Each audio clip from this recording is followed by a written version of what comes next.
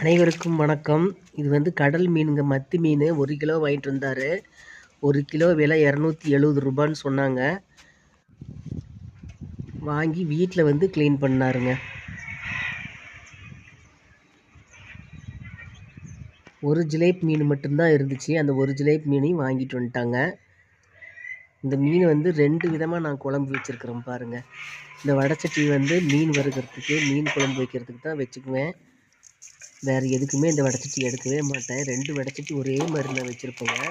நிறைய மீன் குழம்பெல்லாம் வச்சோம்னா மண் சட்டியில் தான் வைப்பேன். கொஞ்சமாக மீன் குழம்பு வைக்கிறதுனால இந்த வடைச்சட்டி எடுத்து யூஸ் பண்ணிகிட்ருக்கிறேன். நல்லெண்ணெய் விட்டு கடுகு போட்டாச்சு, கருவேப்பிலை போட்டுக்கிறேங்க.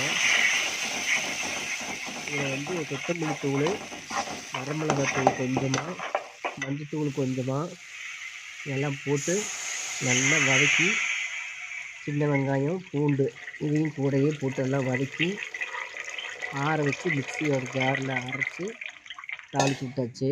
புளி வந்து தண்ணியாட்டு கரைச்சி ஊற்றிருக்கிறோம் பாருங்கள். புளி தண்ணியாட்டு கரைச்சி ஊற்றினா தான் ரொம்ப நேரம் கொதிச்சுன்னா அந்த மிளகு வாசம் இல்லாமல் இருக்கும்.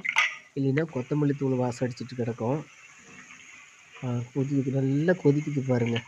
இப்போ மிளகு வாசம் கொஞ்சம் கூட இருக்கவே இருக்காது. அதனால தான் புளி வந்து கொஞ்சம் தண்ணியாட்டு கரைச்சி ஊற்றி கொதிக்க வைக்கணும்.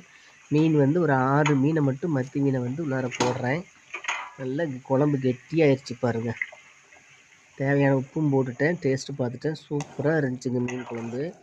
சாப்பாட்டுக்கு போட்டு பிணைஞ்சி சாப்பிட்டோம். இது வந்து இட்லிக்கு நல்லாயிருக்கும், சப்பாத்திக்கும் நல்லாயிருக்கும். நாங்கள் சாப்பாட்டோடு பிணைஞ்சி சாப்பிட்டோங்க. இன்னொரு வகையான குழம்பு இன்னொரு வீடியோவில் போடுறேன், கண்டிப்பாக பாருங்கள்.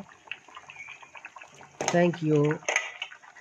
என்னோடய வீடியோ பார்க்குறீங்க, லைக் பண்ணுங்கள், சப்ஸ்கிரைப் பண்ணுங்கள். பாருங்கள் இன்னொரு குழம்பு பாருங்கள் அது.